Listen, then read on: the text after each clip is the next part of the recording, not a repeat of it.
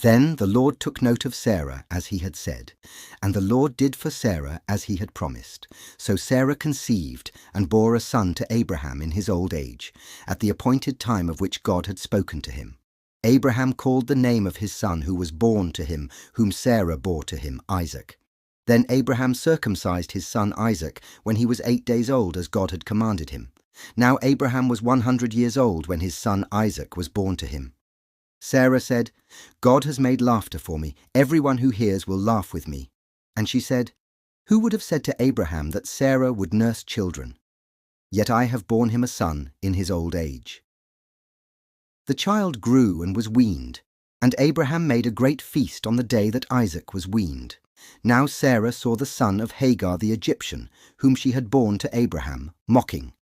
Therefore she said to Abraham, "Drive out this maid and her son, for the son of this maid shall not be an heir with my son Isaac." The matter distressed Abraham greatly because of his son. But God said to Abraham, "Do not be distressed because of the lad and your maid. Whatever Sarah tells you, listen to her.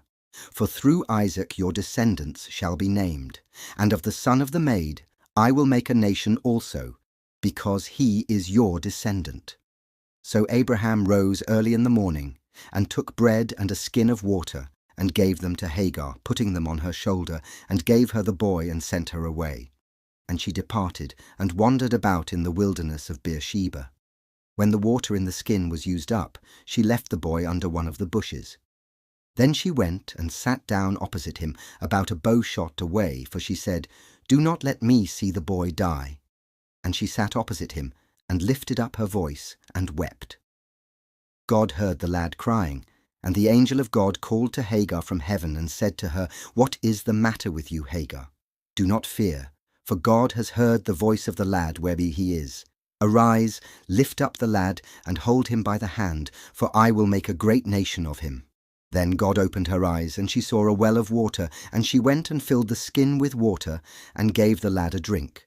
God was with the lad, and he grew, and he lived in the wilderness, and became an archer. He lived in the wilderness of Paran, and his mother took a wife for him from the land of Egypt.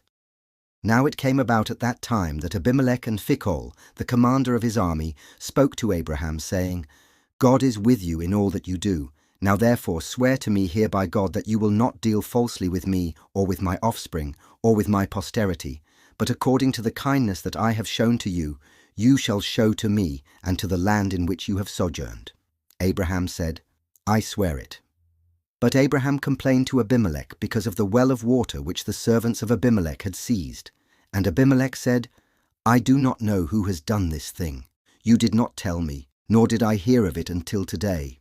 Abraham took sheep and oxen and gave them to Abimelech, and the two of them made a covenant. Then Abraham set 7 ewe lambs of the flock by themselves. Abimelech said to Abraham, "What do these 7 ewe lambs mean, which you have set by themselves?" He said, "You shall take these 7 ewe lambs from my hand, so that it may be a witness to me that I dug this well." Therefore he called that place Beersheba, because there the two of them took an oath.